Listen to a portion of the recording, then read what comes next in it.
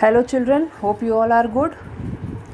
Today we will discuss satellite. Okay, the heavenly bodies that revolves around their respective planets are called satellite, we all know, and we also know that satellites are of two types. One is natural satellite and second is man-made satellite. Okay, like the planets, satellites also do not have their own light and heat. Yes, satellite का भी अपना कोई light and heat नहीं होता है. वो reflect कैसे करते हैं? They reflect light which they receive from the sun again. Yes, इनको भी सन से ही लाइट मिलती है. Each planet has one or more satellites except Mercury and Venus. सब प्लैनेट के पास एक से ज़्यादा सैटेलाइट्स हैं. एक हैं या एक से ज़्यादा तो हैं ही, लेकिन सिर्फ और सिर्फ मर्क्यूरी और वीनस के पास नहीं है. Why they don't have their satellite? Most likely ऐसा लगता है because they are too close to the sun. Okay, any moon with too great a distance from these planets would be in an unstable orbit and be captured by the sun. देखो, जो कि बहुत नज़दीक है सन के, वो capture कर लेगा सन उनको. उनका कोई परमानेंट ऑर्बिट नहीं होगा और सन की जो ग्रेविटी है, टाइडल ग्रेविटी मीन्स कि सुनामी जैसी बड़ी, सुनामी नहीं, सुनामी जैसी बड़ी ग्रेविटी है जिसको कि टाइडल ग्रेविटेशनल फोर्स कहते हैं, वो ट्रैप कर लेगा. यस, जो सैटेलाइट्स होंगे इनके, जो बहुत क्लोज हैं सन के जो प्लैनेट्स उनके. इसीलिए शायद ऐसा लगता है कि मर्क्यूरी और वीनस के पास अपना कोई सैटेलाइट नहीं है. ओके चिल्ड्रन, नाउ हम लोग नंबर्स पढ़ लें कि और जो दूसरे प्लैनेट्स हैं उनके पास क्या सैटेलाइट्स हैं. Okay, each planet has one or more satellites except the Mercury and the Venus we have already discussed. Other satellites may ये our Earth has one satellite that is called Moon. As of 2015 Saturn has 53, सबसे ज़्यादा 53 satellites. Jupiter has 50, Uranus has 27, Neptune has 13 and Mars has 2 satellites. Okay, you can get the data from the book also. All right children. Okay children, this is about the ये natural satellite. Children, आपके book में manmade satellite के बारे में ज़्यादा कुछ information नहीं है, but I would like to give you some information about manmade satellite also. Okay, in the context of space flight, satellite is an object that has been intentionally placed into orbit. जिसको कि intentionally place किया जाता है man made. ठीक है, satellite flights को, उसको intentionally place किया जाता है ऑर्बिट के अंदर. These objects are called artificial satellite because it is artificial, made by man, to distinguish them from natural satellite such as Earth's moon. Earth का जो मून है दैट इज़ नेचुरल सैटेलाइट, और ये जो हैं ये आर्टिफिशियल सैटेलाइट्स जो होते हैं, इनको मैन जो है वो अपने साइंस एडवांसमेंट से ऑर्बिट में फिक्स करता है. Alright, on 4th October 1957 the Soviet Union launched the world's first artificial satellite, that is Sputnik 1. Since then about 8,900 satellites from more than 40 countries have been launched. उसके बाद से 8,900 satellites जो हैं, करीब करीब 40 देशों से भी ज़्यादा देशों ने मिलकर 8,900 सैटेलाइट्स जो है वो लॉन्च किया है. अकॉर्डिंग टू अ 2018 एस्टीमेट, ये 2018 ईस्वी में एक एस्टीमेट लिया गया जिसके हिसाब से सम 5,000 रिमेन इन ऑर्बिट. कितने अभी बचे हुए हैं ऑर्बिट के अंदर?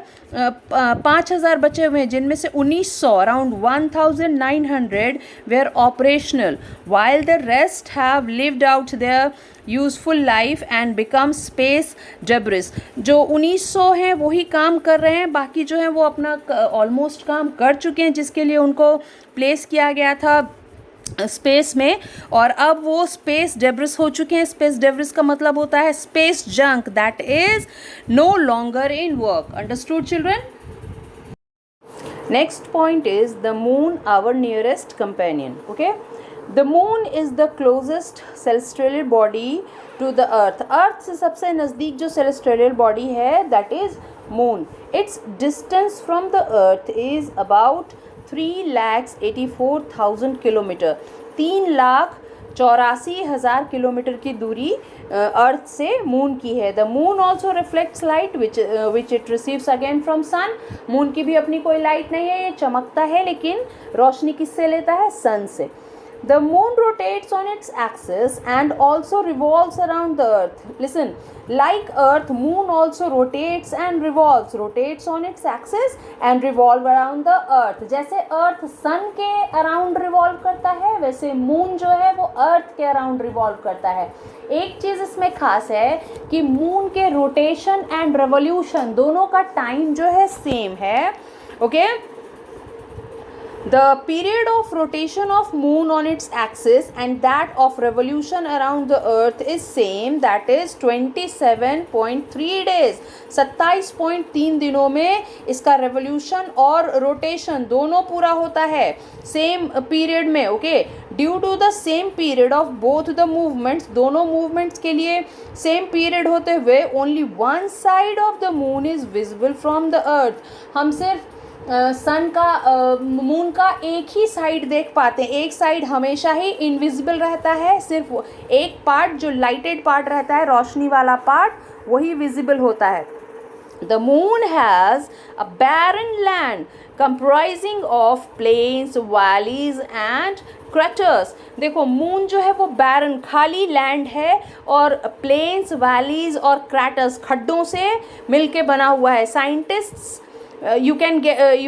तुम इसमें पाओगे plains, valleys and craters. Okay, scientists believe that long ago earth collided with another space.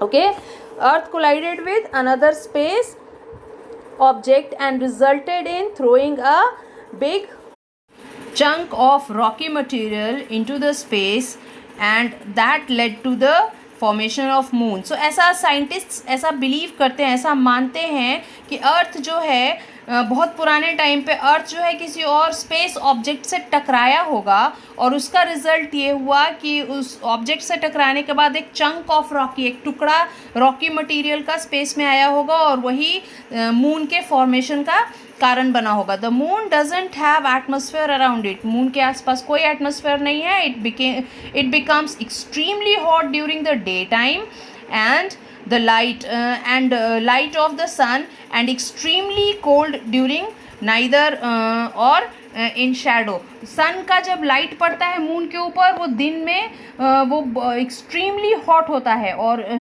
शाम के वक्त ये बहुत ज़्यादा ठंडा हो जाता है. द टेम्परेचर में increase to more than 214 degree Celsius during the day time.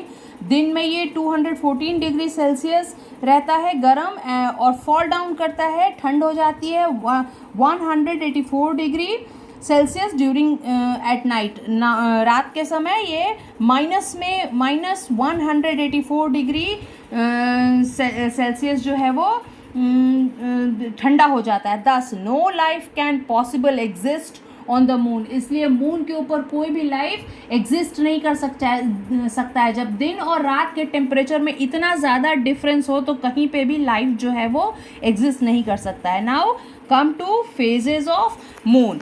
We have already learned that one side of the moon gets illuminated by the sun. हमने ये पढ़ चुका है, हम पहले ही पढ़ चुके हैं कि सन का एक साइड ही जो है वो मून का एक साइड ही जो है वो इल्यूमिनेटेड मीन्स चमकीला होता है, और एक साइड जो कि विजिबल होता है वो चमकीला होता है, जो और दूसरा साइड जो होता है वो डार्क होता है और इसीलिए इनविजिबल होता है. The portion of the moon is relation to the sun changes every day. Okay children, when the illuminated side of the moon is fully hidden from our view, जो रोशनी वाला साइड होता है मून का, वो जब हमारे व्यू से पूरी तरह हिडन हो जाता है, छुप जाता है, it is called new moon, that is अमावस्या. तुम अमावस्या जानते हो, जब मून जो है वो पूरी तरीके से डार्क होता है, विजिबल नहीं होता है. Yes, that is Amavasya. The visible portion goes on increasing gradually day by day after the new moon day.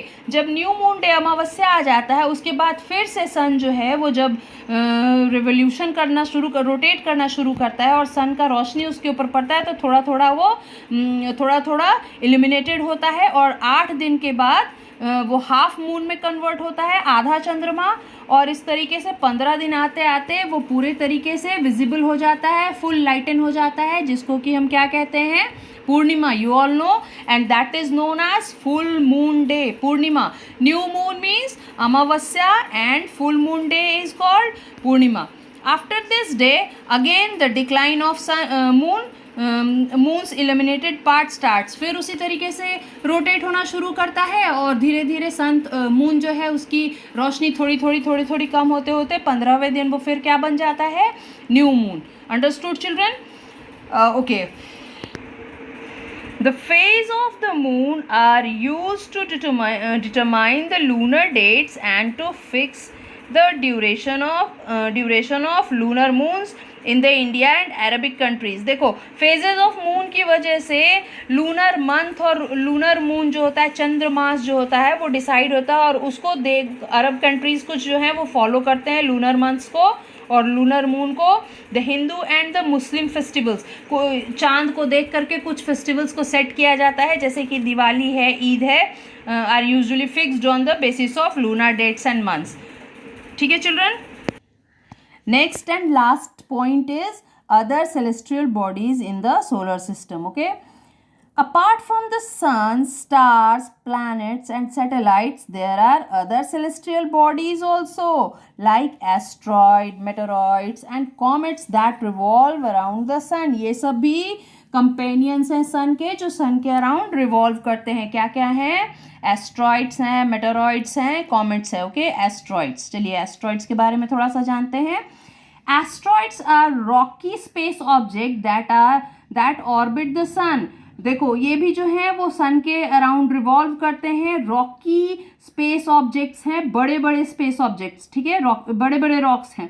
They can be few feet wide to several 100 miles wide. छोटे भी हो सकते हैं, 100 माइल्स वाइड भी, उतने बड़े बड़े भी हो सकते हैं. Most asteroid orbits our sun, a star in a region of space between the orbit of Mars and Jupiter known as asteroid belt. पूरे